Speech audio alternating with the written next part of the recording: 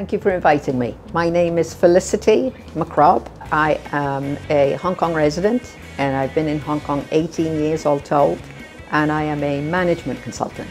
I work with organizations to transform their culture and strategy.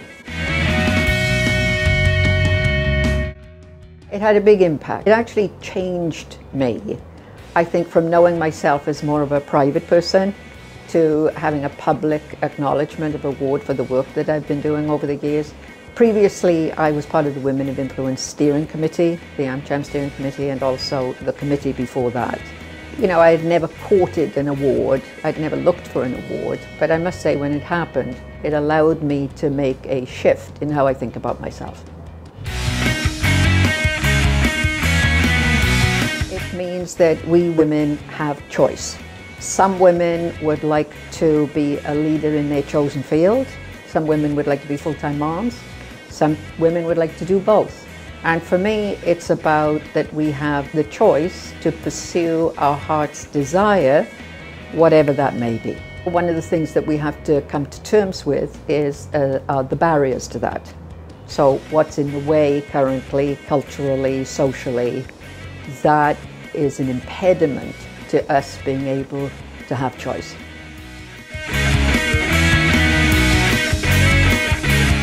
I think it started when I was around 17, and in one of my summer jobs I worked out how to do the month end in this office, the financial month end. My colleague who worked in this company full-time said to me, "Wow, you're so clever. You could marry a lawyer. You could marry a doctor." And I was kind of taken aback by that because I was born in a household where our parents told me and my two sisters that we could be anybody we wanted to be. This statement was odd for me. Anyhow, I replied and said, "Really? Well, I may be planning to be a lawyer." He just about fell off his chair. But that was one of the first times where I just realized it's kind of something not stacked up here. I'm expected to be somebody I have no interest in being. So that was one of the first experiences, if you like. The key experiences that changed my life was 30 years ago I had the opportunity to volunteer and work in villages in Bangladesh, in India, and in Africa. And the purpose of my volunteering was part of a global organization, really a global movement, that's committed to the sustainable end of hunger through people's self-reliance. The persistence of hunger and poverty is really a matter of a complex nexus of issues. But underlying and foundational to all of those issues is the marginalization and subordination of women. We're considered less than or not worthy, with terrible consequences. And it's all held in place with the threat of violence. And it was really being part of or allowing myself to experience what it is to be part of that cultural phenomena that keeps women subordinated. That was shocking for me, but also transformed me. And it was at that point that I dedicated my life to righting that imbalance. Having the opportunity to volunteer in the developing world has been really key to shaping who I am. When I first came to Hong Kong in 1993, one of the things I've done is I work with executive teams, I lead groups. At the time they were probably 95% men and maybe had one woman. So I would say something, people would look glazed. And then my colleague David would say exactly the same thing in the way I just said it. And they would be, "David, that is brilliant. I never heard anything like that before." And that was shocking to me. I mean, it's demoralizing, but it's also shocking. But it showed me, it really told me what it is we're up against in terms of establishing a co-equal partnership.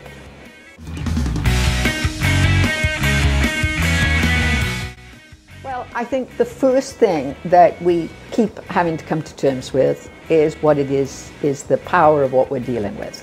Mindsets, like cultural conditioning, is powerful, and it determines what's possible and not possible.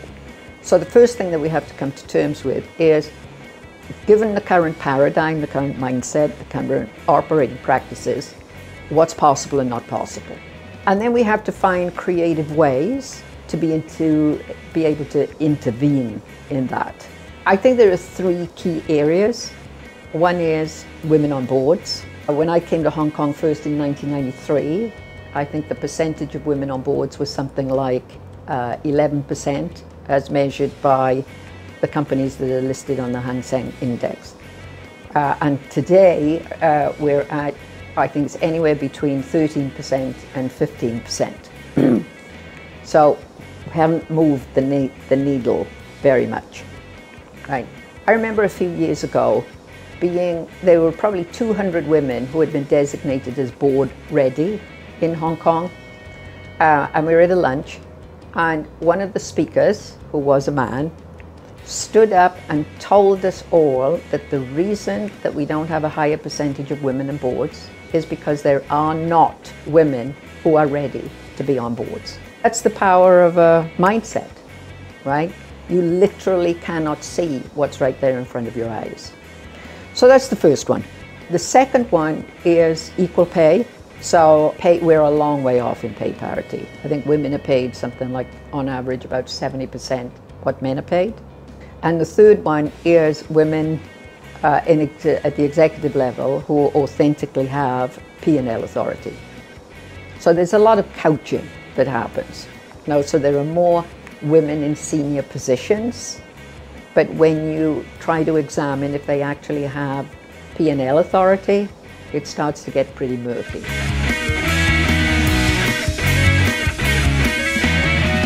So one way we can talk about the cultural phenomena that we're engaged in is called the patriarchy. And there are now those who think that women want to establish a matriarchy instead of the patriarchy. But it's actually not the case. It's not what we're trying to do. What we're interested in and committed to is a co-equal partnership. So what are the barriers to entry? I think that one is the number of responsibilities that women have and that are hidden from view. So we have the responsibility for income generation, for the children, for the nourishment of the household, plus aged parents. It goes unnoticed and it goes unrewarded. I have a friend who's she's actually a brain surgeon, and she says, I have so many people saying to me, wow, your work is so challenging. And she says, and yes, it is, right? But she says, my real challenge isn't my job. My real challenge is the fact that my husband isn't expected to do anything at home or share the work, share the responsibilities at home. And that's kept in place by my parents, by his parents, and by society at large. And she said, that's what takes my energy. That's where the challenge is to be able to intervene in that.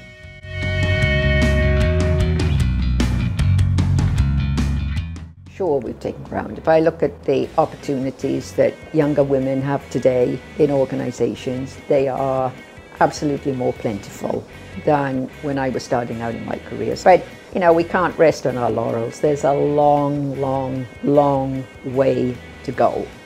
Who knows what's possible for us all as a community when we have 40% women representation on board. It's ludicrous that we don't have multiple viewpoints coming together to create strategies for organizations. And when you have women are actually the chief economic buyers of products and services, it makes no sense that we miss them out in the marketing. I think I laid them out as women's representation on boards, okay, because you have a tremendous influence on the composition of a whole organization, equal pay, and the acknowledgement of all of the other responsibilities that we have outside of work that's unpaid. The power of mindset. In my work, I facilitate discussions. And one of the things I've done over the years is at conferences, facilitate. There was this one event a few years ago where I was part of the team facilitating the panels and etc. And I met for breakfast this group of men who were chief executive officers. And they said to me, "Wow, Felicity, you are such a lovely wife." I said, "Really?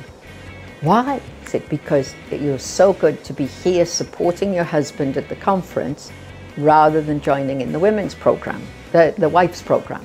Right? And I said, "Well, actually, I'm not a wife here, and the person you're referring to is my business partner, not my husband." And they said, "Oh, that's okay."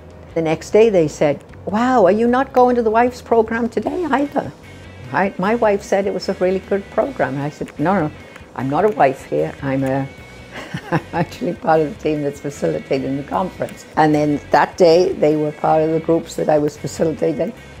And then at the end, when we said goodbye at the end of the 2 days, they said, "Now make sure you go to the wife's program next year because my wife said it was excellent." I'm sharing this because these are intelligent, well-meaning people. But it was so outside of their thinking, so outside of their cultural conditioning, so outside of their way of relating to me. They had no way to relate to me other than to try and make me fit somewhere. And you know, at some point it makes us stupid because you actually cannot see and interact with what's actually there. You can only see and interact with what you think is there or your interpretation of what's there. And so I share that with you as a demonstration of, you know, it's the challenge of what we're up against.